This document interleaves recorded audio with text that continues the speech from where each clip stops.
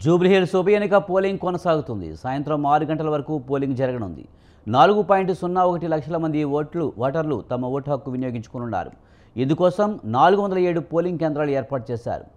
MLA Maganti Gopinath మృతితో ఉప ఎన్నిక నిర్వహిస్తున్నారు. 58 మంది అభ్యర్థులు ఉన్న ముగ్గురు మధ్య ప్రధాన పోటీ ఉంది. బీఆర్ఎస్ తరపున మాగంటి గోపీనాథ్ భార్య సునీత, కాంగ్రెస్ పక్షాన నవీన్ యాదవ్, బీజేపీ తరపున లంక దీపక్ రెడ్డి పోటీ చేస్తున్నారు. ఈ నెల 14న ఓట్ల లెక్కింపు జరగనుంది.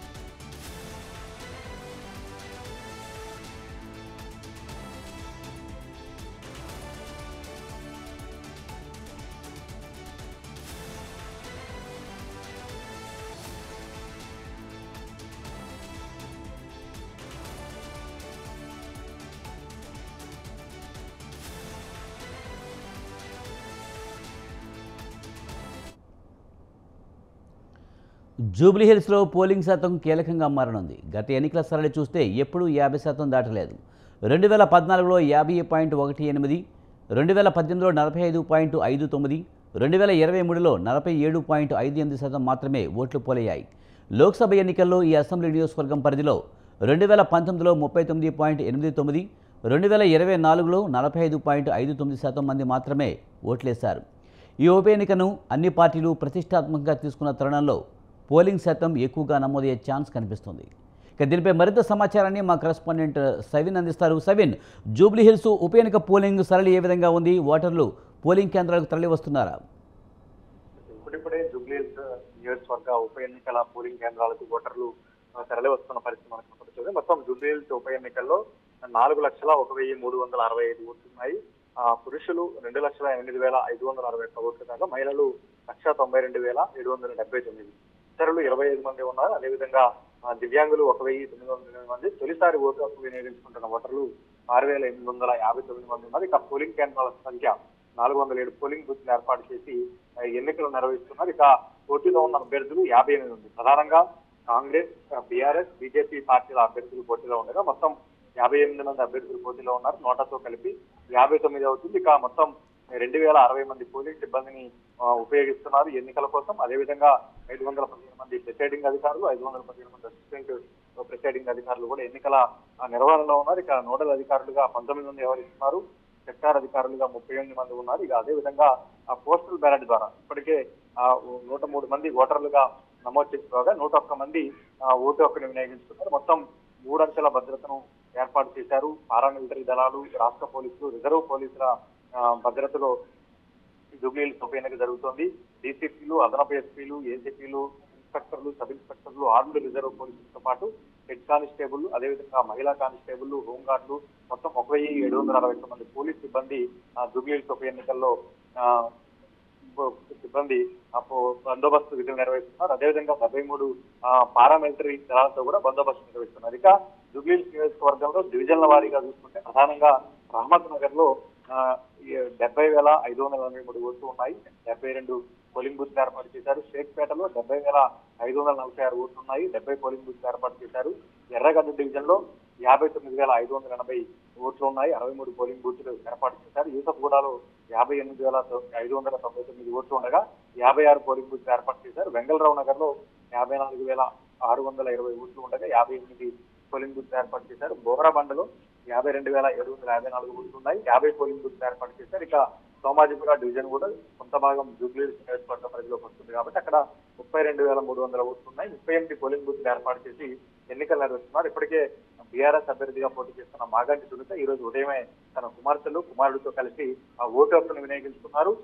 10 గంటల సమయంలో కాంగ్రెస్ అభ్యర్థి నవీన్ యాదవ్ ఓటు హక్కును వినియోగించుకోబోతున్నారు. ఇక ప్రధానంగా ఈసారి జూబ్లీహిల్స్ ఉప ఎన్నికలకు సంబంధించి పోలింగ్ శాతం కూడా అత్యంత కీలకంగా మారింది. ఇప్పటి వరకు జూబ్లీహిల్స్ నియోజకవర్గానికి సంబంధించి పోలింగ్ 50% మించి దాటలేదు. 2014 తెలంగాణ రాష్ట్రం ఏర్పడిన తర్వాత 2016లో 50.18% పోలింగ్ నమోదు కాగా 2018లో 45.59% పోలింగ్ నమోదైంది. 2023లో 47.58% పోలింగ్ నమోదైంది. ఇక పార్లమెంట్ ఎన్నికల్లో సైతం అత్యంత తక్కువ శాతం పోలింగ్ నమోదు కావడంతో ఈసారి పోలింగ్ శాతం ఎంత నమోదవుతుంది, ఏ విధంగా ఉంటుంది అనేది ఇక్కడ కీలకంగా మారిందని చెప్పుకోవచ్చు. 2019 పార్లమెంట్ ఎన్నికల్లో 39.89% పోలింగ్ నమోదు కాగా 2024 పార్లమెంట్ ఎన్నికల్లో 45.59% పోలింగ్ నమోదైంది. ప్రధానంగా మూడు పార్టీల మధ్య ప్రధాన పోటీ ఉంది. ఇప్పటికే మూడు పార్టీలు ఎవరికి వారుగా గెలుపు ధీమా వ్యక్తం చేస్తున్నారు, ప్రచారం చేస్తున్నారు. కాబట్టి ఈ రోజు ఉదయం 7 గంటల నుంచి సాయంత్రం 6 గంటల వరకు పోలింగ్ జరగబోతోంది. జూబ్లీహిల్స్ నియోజకవర్గంలో ఉన్నటువంటి 7 డివిజన్ల పరిధిలో ఓటర్లు తమ ఓటు హక్కును వినియోగించుకునేందుకు సవిన్, పోలింగ్ బూత్లు కొన్ని చోట్ల ఈవీఎంలు మొరాయించినట్టు తెలుస్తుంది. మరి టెక్నీషియన్స్ను అందుబాటులో ఉండే విధంగా చర్యలు తీసుకున్నారా? ఇప్పుడు ఈవీఎంలు అన్నీ సరిగానే పనిచేస్తున్నాయి. దీనికి సంబంధించిన సమాచారం ఏంటి?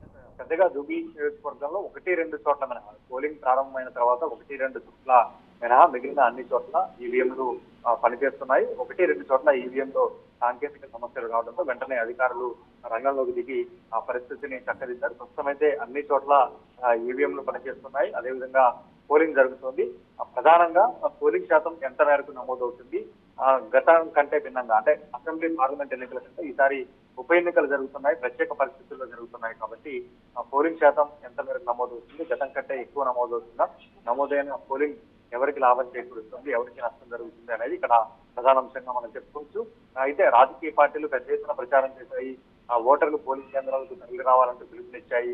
పోల్ మేనేజ్మెంట్ లో భాగంగా నిన్న ఈ రోజు ఓటర్లను ఓటింగ్ కేంద్రాలకు తీసుకువచ్చి పోల్ చేయడం, ఓట్లు పోల్ చేసుకోవడమే రాజకీయ పార్టీలకు ఉన్నటువంటి ప్రధానమైన టాస్క్ గా మనకు కనపడుతుంది. కాబట్టి ఎంత మేరకు ఓట్లు నమోదవుతాయనేది ఇక్కడ ప్రధానాంశంగా మారింది. ఇప్పటికే జూబ్లీహిల్స్ నియోజకవర్గ పరిధిలో ఉన్నటువంటి ప్రముఖులు సైతం తమ ఓటు హక్కును వినియోగించుకుంటున్నారు.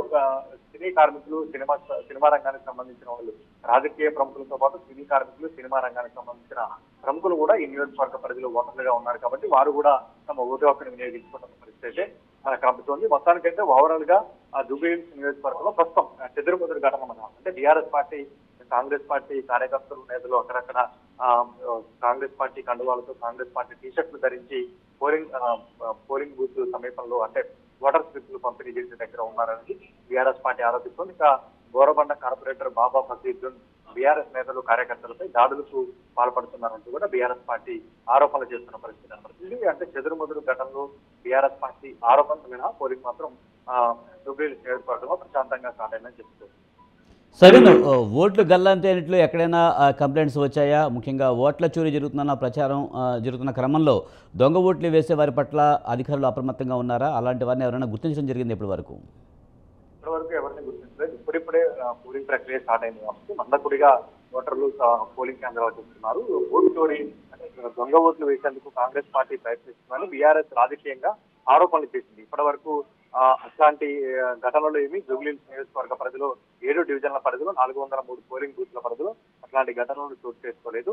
అంటే కేవలం ఇప్పుడు సమయం 9 గంటలు మాత్రమే అవుతుంది కాబట్టి 10-11 గంటల తర్వాత పోలింగ్ కేంద్రాలకు ఓటర్లు ఎంత మేరకు తరలి వస్తారు, ఓటర్లు ఎక్కువగా వస్తేనే ఇట్లాంటి సంఘటనలు జరుగుతాయి. ప్రస్తుతం పోలింగ్ ప్రారంభమైంది. మందకోడిగా ఓటర్లు ఓటర్లను వినియోగించుకోవడానికి పోలింగ్ కేంద్రాలకు వస్తున్నారు. కాబట్టి ప్రస్తుతం దొంగ ఓట్ల అంశం కావచ్చు, అదేవిధంగా ఓట్ చోరీ, ఓట్ గల్లంతు అంశాలు మాత్రం ఇప్పటి వరకు జూబ్లీహిల్స్ నియోజకవర్గంలో ఓటర్లు ఎన్నికల సంఘం అధికారులు తీసుకొచ్చినట్టుగా తెలియడం లేదు. సవీన్, నిన్న దేశ రాజధాని ఢిల్లీలో అయితే బాంబ్ బ్లాస్ట్ జరిగిన నేపథ్యంలో అధికారులు ఏమైనా ప్రత్యేక చర్యలు తీసుకున్నారా? సాధారణంగా ఉప ఎన్నికలు అంటేనే జూబ్లీహిల్స్ నియోజకవర్గంలో దాదాపు 60కి పైగా సమస్యాత్మక ప్రాంతాలు ఉన్నాయి. సమస్యాత్మక ప్రాంతాలను గుర్తించి అక్కడ పెద్ద ఎత్తున పోలీసు బందోబస్తు ఏర్పాటు చేశారంటే రాజకీయపరమైన ఘర్షణలు చోటు చేసుకోకుండా అక్కడ బందోబస్తు ఏర్పాటు చేశారు. ఉప ఎన్నిక కాబట్టి స్పెషల్ ఫోకస్ ఉంటుంది. కేవలం ఒక్క చోట మాత్రం ఉప ఎన్నిక జరుగుతుంది. అదేవిధంగా నిన్న దేశ రాజధాని ఢిల్లీలో చోటు చేసుకున్నటువంటి ఘటన చోటు చేసుకున్నప్పటికీ దాంతో సంబంధం లేకుండానే జూబ్లీహిల్స్ నియోజకవర్గానికి ఉప ఎన్నిక జరుగుతుంది. కాబట్టి ఇక్కడ రాజకీయంగా ఉప ఎన్నిక ఒకే ఎన్నిక కాబట్టి అన్ని పార్టీలు ప్రతిష్టాత్మకంగా తీసుకుంటాయి. కాబట్టి ఎట్లాంటి అవాంఛనీయ సంఘటనలు జరగకుండా పోలీసులు భారీ బందోబస్తు ఏర్పాటు చేశారు. మొత్తం 3 అంచెల్లో బందోబస్తు ఏర్పాటు చేశారు. అదేవిధంగా పారామిలిటరీ దళాలు, ఆర్మడ్ రిజర్వ్ పోలీసులతో పాటు మామూలు సాధారణ పోలీసులు కూడా బందోబస్తు నిర్వహిస్తున్న పరిస్థితి మనకు జూబ్లీహిల్స్ నియోజకవర్గంలో కనబడుతుంది. సబీన్, నియోజకవర్గంలో వారు కాకుండా బయట వాళ్ళు జూబ్లీ హిల్స్లో వస్తున్నారు అనే కొన్ని పార్టీలు ఆరోపణలు చేస్తున్న క్రమంలో పోలింగ్ బూత్ల దగ్గరికి రాకుండా ఎలాంటి జాగ్రత్తలు తీసుకున్నారు? అలాంటి వారు ఎవరన్నా నియోజకవర్గానికి సంబంధించిన వాళ్ళు కాకుండా బయట వ్యక్తులు వచ్చిన సందర్భాలు ఏమైనా ఉన్నాయా? దానికి సంబంధించి అధికారులు ఎలాంటి ఏర్పాట్లు చేశారు? అంటే అధికార కాంగ్రెస్ పార్టీకి సంబంధించినటువంటి ఎమ్మెల్యేలు కావచ్చు, ఎమ్మెల్సీలు కావచ్చు, ఇతర నేతలు పోలింగ్ బూత్లకు సమీపంలో అంటే ఆ ఓటర్ స్లిప్లు పంపిణీ చేసే దగ్గర అక్కడ కాంగ్రెస్ పార్టీ ఎక్కడైతే పోలింగ్ బూత్ కేంద్రాల వద్ద ఓటర్ స్లిప్ కు సంబంధించి ఏర్పాటు చేస్తుందో అక్కడ ఆ క్యాంపు వద్ద కాంగ్రెస్ పార్టీ ఎమ్మెల్యేలు ఎమ్మెల్సీలు తిరుగుతున్నారు. ఇది ఎన్నికల నిబంధనలకు విరుద్ధమని బీఆర్ఎస్ పార్టీ ఆరోపిస్తోంది. ఇప్పటికే ఎన్నికల రిటర్నింగ్ ఆఫీసర్ దృష్టికి కూడా తీసుకెళ్లినట్లు బీఆర్ఎస్ పార్టీ నేతలు చెబుతున్నారు. ఇప్పటికే ఎన్నికల ప్రచారం ముగిసిన తర్వాత నియోజకవర్గంలో ఉన్నటువంటి స్థానికేతరులు నియోజకవర్గాన్ని వెళ్ళిపోవాలంటూ ఎన్నికల సంఘం గైడ్ లైన్స్ లో క్లియర్ గా ఉంది. అయినప్పటికీ కొంతమంది కాంగ్రెస్ పార్టీ ఎమ్మెల్యేలు ఎమ్మెల్సీలతో పాటు నేతలు పోలింగ్ బూత్ల వద్దే ఉన్నారనేది బీఆర్ఎస్ పార్టీ చేస్తున్న ఆరోపణగా మనకు కనబడుతోంది. ఓకే, ఇప్పటికే కాంగ్రెస్కు సంబంధించిన కొంతమంది కాంగ్రెస్ గుర్తున్న టీషర్ట్లు ధరించి పోలింగ్ కేంద్రాల దగ్గరికి వచ్చారన్న ఆరోపణల నేపథ్యంలో ముఖ్యంగా అలాంటి చోట్ల ప్రలోభాలు కూడా చేసే అవకాశం ఉంటుంది. ఆ ప్రలోభాలు గురి కాకుండా ఉండేందుకు అధికారులు అలాంటి వారిని గుర్తించడం జరిగిందా? ఇప్పటి వరకు అధికారులు ఎలాంటి చర్యలు తీసుకుంటున్నారు? సాధారణంగా ఉప ఎన్నిక కాబట్టి ప్రతిష్టాత్మకంగా తీసుకుంటారు. అట్లాంటివి ఏమైనా ఉంటే ఎన్నికల సంఘం దృష్టికి తీసుకురావాలంటూ ఇప్పటికే అధికారులు చెప్పారు. ప్రధాన ప్రతిపక్షం బీఆర్ఎస్ కూడా ఇదే మేరకు ప్రధానంగా ఆరోపణలు చేస్తోంది. ఓటర్లను ప్రలోభ పెట్టే విధంగా కాంగ్రెస్ పార్టీ గుర్తులు ఆ జెండా టీషర్ట్లు ధరించి అక్కడికి వస్తున్నారు, పోలింగ్ కేంద్రాల వద్దకు వస్తున్నారు. వారిని రాకుండా చేయాల్సిన బాధ్యత ఎన్నికల అధికారులపై ఉంటుంది. అదేవిధంగా ఓటర్లను ప్రలోభ పెట్టకుండా చూడాల్సిన బాధ్యత కూడా ఎన్నికల సంఘం అధికారులపైనే ఉంటుందంటూ బీఆర్ఎస్ పార్టీ నేతలు చెప్తున్నారు. ఇప్పటికే కొన్ని తమ దృష్టికి వచ్చినటువంటి విషయాలను రిటర్నింగ్ ఆఫీసర్ దృష్టికి కూడా తీసుకువెళ్ళినట్టు బీఆర్ఎస్ పార్టీ నేతలు తెలియజేస్తున్న పరిస్థితి అయితే మనకు స్పష్టంగా కనబడుతుంది.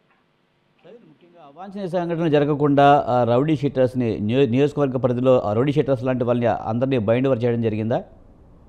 ఖచ్చితంగా జూబ్లీహిల్స్ ఉప ఎన్నికల షెడ్యూల్ విడుదలైన తర్వాతనే జూబ్లీహిల్స్ నియోజకవర్గం దాదాపు 140 మంది రౌడీ షీటర్లు బైండ్ ఓవర్ చేశారు. ఆ తర్వాత వారిని విడిచిపెట్టారు. ఎన్నికల రోజు మాత్రం వారు ఎక్కడా తిరగకుండా, వారు ఈ విధమైన దౌర్జన్యానికి పాల్పడకుండా ఉండే విధంగా కూడా పోలీసులు జాగ్రత్తలు తీసుకుంటున్నారు. వారిని ఇంతకు ముందే బైండ్ ఓవర్ చేశారు కాబట్టి వారు బయట జరగకుండా, ఓటర్లను ప్రలోభ పెట్టకుండా, బెదిరించకుండా ఉండేందుకు పోలీసు అధికారులు ఇప్పటికే చర్యలు తీసుకున్నారని చెప్పుకోవచ్చు.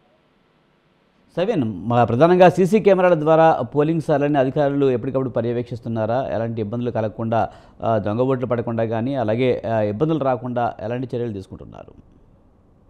మొత్తం ఓడల అధికారులు 19 మంది ఉన్నారు, సెక్టార్ అధికారులు 38 మంది ఉన్నారు, స్టాటిక్ సర్వేలెన్స్ బృందాలు ఏర్పాటు చేశారు, ఫ్లయింగ్ స్క్వాడ్ 45 ఏర్పాటు చేశారు, వీడియో సర్వేలెన్స్ ఏర్పాటు చేశారు, వీడియో వ్యూయింగ్ బృందాలు కూడా 4 బృందాలు ఉన్నాయి. ఇట్లా ఎన్నికల సంఘం ప్రధానంగా కేంద్ర ఎన్నికల సంఘం మార్గనిర్దేశకాల ప్రకారం జూబ్లీహిల్స్ ఉప ఎన్నికలు దొంగ ఓట్లు పడకుండా అంటే ఓటర్ ఐడి కార్డు చెక్ చేసిన తర్వాత వారిని ఓటు హక్కు వినియోగించుకోవడానికి పంపించాలంటే ఇప్పటికే బీఆర్ఎస్ పార్టీ ఎన్నికల సంఘం దృష్టికి తీసుకెళ్లింది. ఆ మేరకు ఏర్పాట్లు చేస్తున్నామంటూ ఇప్పటికే రిటర్నింగ్ ఆఫీసర్ స్పష్టం చేశారు. కానీ జూబ్లీహిల్స్ నియోజకవర్గం ఇప్పటి వరకు పోలింగ్ ప్రారంభమై దాదాపు 2 గంటలు దాటింది. ఇప్పటి వరకు దొంగ ఓటర్లు పోలింగ్ కేంద్రాలకు వచ్చారు, దొంగ ఓట్లు వినియోగిస్తున్నారనే అంశాలు మాత్రం ఎక్కడా బయటికి రాలేదు. ముఖ్యంగా ఇతర రాష్ట్రాల్లో జరిగినటువంటి అంశాలను ఇటీవల తెరపైకి రావడంతో జూబ్లీహిల్స్ నియోజకవర్గంలో ఏమైనా దొంగ ఓట్లు ఏమైనా నమోదవుతాయా అనేది కూడా ఇక్కడ ప్రధానంగా ప్రతిపక్షంలో ఉన్నటువంటి బీఆర్ఎస్ పార్టీ లేవనెత్తింది. సవీన్, ప్రధానంగా జూబ్లీహిల్స్ ఉప ఎన్నిక అన్ని పార్టీలు చాలా ప్రతిష్టాత్మకంగా తీసుకున్న నేపథ్యంలో బెట్టింగ్ రాయిలు కూడా రెచ్చిపోతున్నట్టు తెలుస్తుంది. వాళ్ళంతా కూడా నియోజకవర్గంలో తిష్ట వేసినట్టు తెలుస్తుంది. అలాంటి వారిని ఏమైనా గుర్తించడం జరిగింది ఇప్పటివరకు? జూబ్లీహిల్స్ నియోజకవర్గంలో ఉప ఎన్నిక అంటే సాధారణంగా ఎక్కడ ఉప ఎన్నిక జరిగినా 2 తెలుగు రాష్ట్రాల్లో బెట్టింగ్ అనేది ఒక సాధారణమైన ప్రక్రియగా వస్తుంది. దీనిపై పోలీస్ అధికారులు కావచ్చు అనేక సారించిన వారు ఎక్కడ పట్టుబడిన దాఖలాలు మాత్రం మనకు కనపడడం లేదు.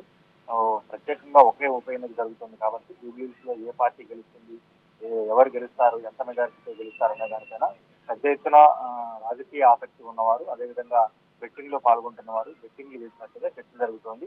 ఇప్పటివరకు అయితే అధికారులు వారిని గుర్తించి వారిపై చర్యలు తీసుకున్న దాఖలాలు అయితే మనకు ఎక్కడా కనపడలేదు. నియోజకవర్గంలోనే కాదు 2 తెలుగు రాష్ట్రాల్లో కూడా జూబ్లీహిల్స్ నియోజకవర్గ ఉప ఎన్నిక అనేది ఆసక్తికరంగా మారింది. ఫలితం కూడా అదే రకమైన ఆసక్తికరంగా ఉండబోతోంది. దాన్ని దృష్టిలో ఉంచుకొని బెట్టింగ్ రాయలు బెట్టింగ్‌లకు పాల్పడుతున్నట్టుగా తెలుస్తోంది.